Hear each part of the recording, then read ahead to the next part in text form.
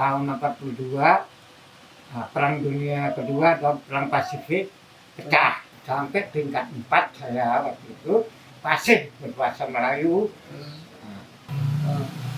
Yang ya kalau bisa, kalau nggak bisa manut aja gitu. Kalau enggak kampleng.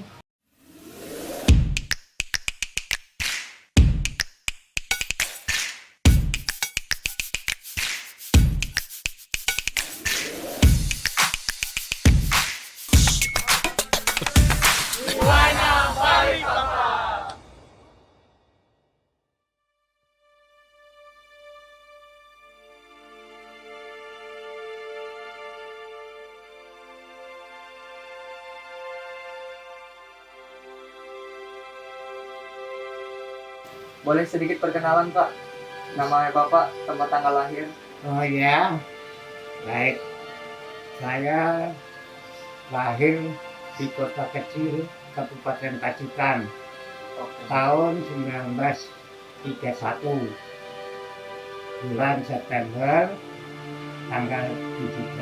Saya sekitar umur 10 tahun dan duduk di sekolah dasar atau sekolah rakyat pada waktu itu kelas 4, dibawa oleh orang tua saya ke Balikpapan.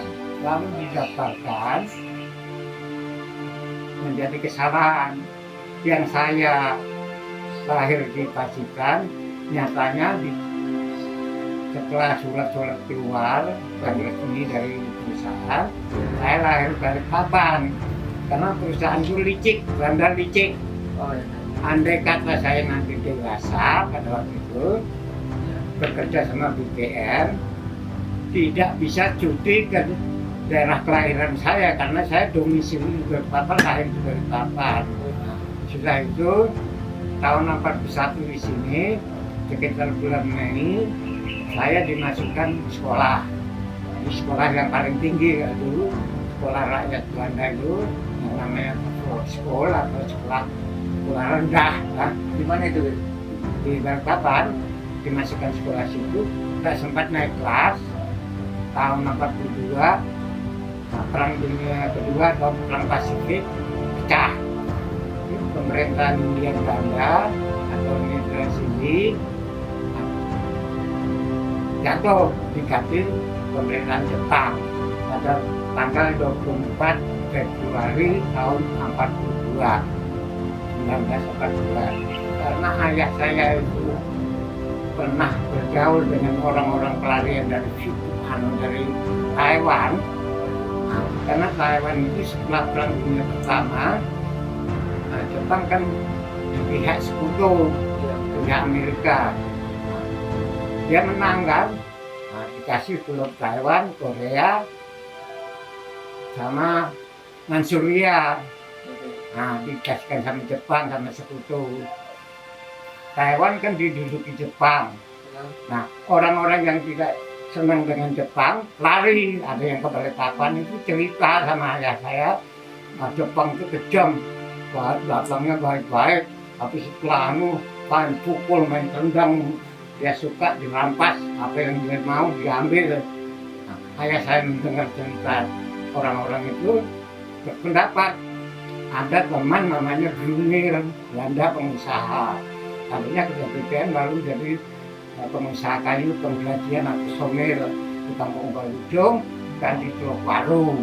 Tapi waktu Jepang datang, ayah saya tidak mau kerja sama Jepang, tinggal di sekitar Teluk Waru di seberang sana, masih beli rumahnya suku Bugis kecil sebanyak seharga Rp15.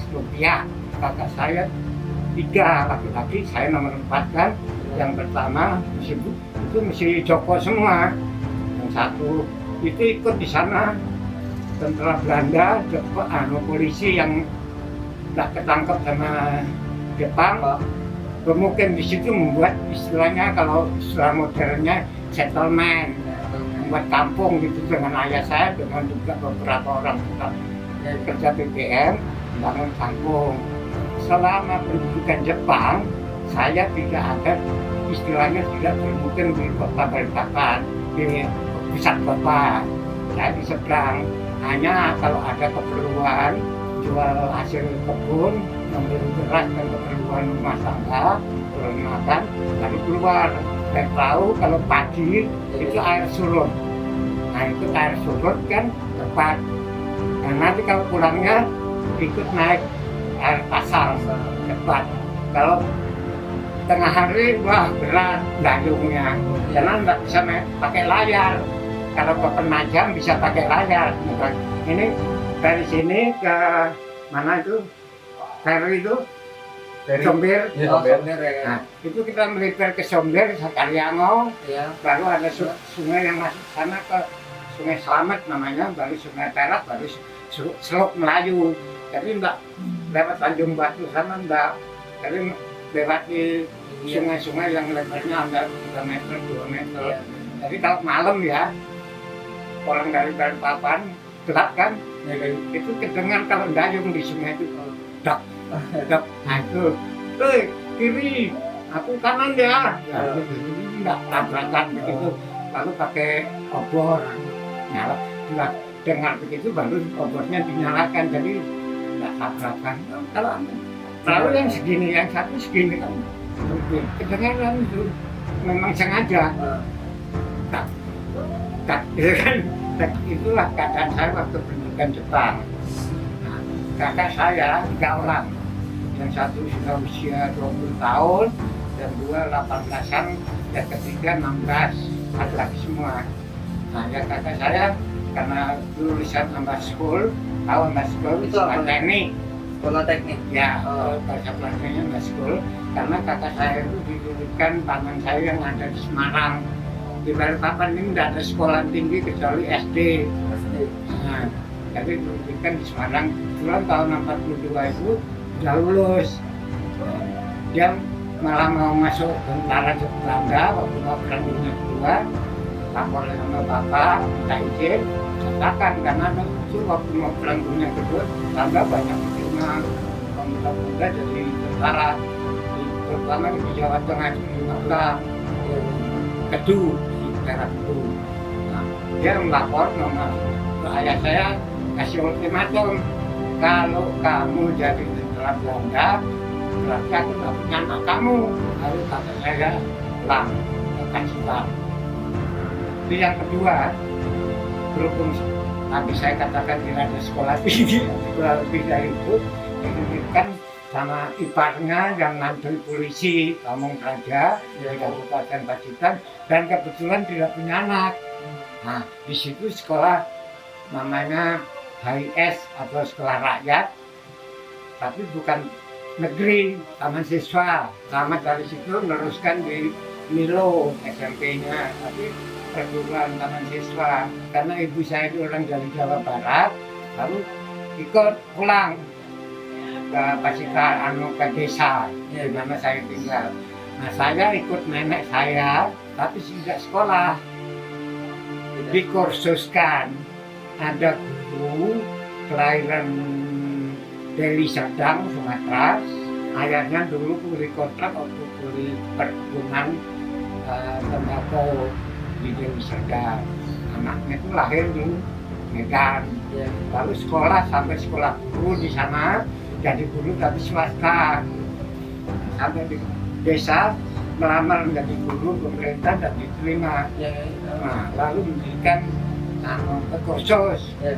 Jumlah mungkin tadi malam sudah pernah saya ceritakan. Dalam mendirikan kursus menerima murid 40 tahun karena rumahnya ada pendoponya menerima murid sebanyak 40.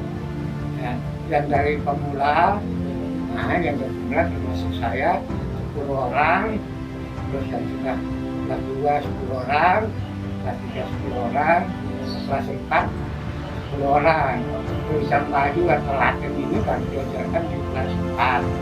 Jadi dia yang sudah kelas tinggi itu ingin tambah belajar. Nah, yang pemula macam saya diajari mulai awal. Kalau si itu ya 1, 2 dan ABC dan sebagainya.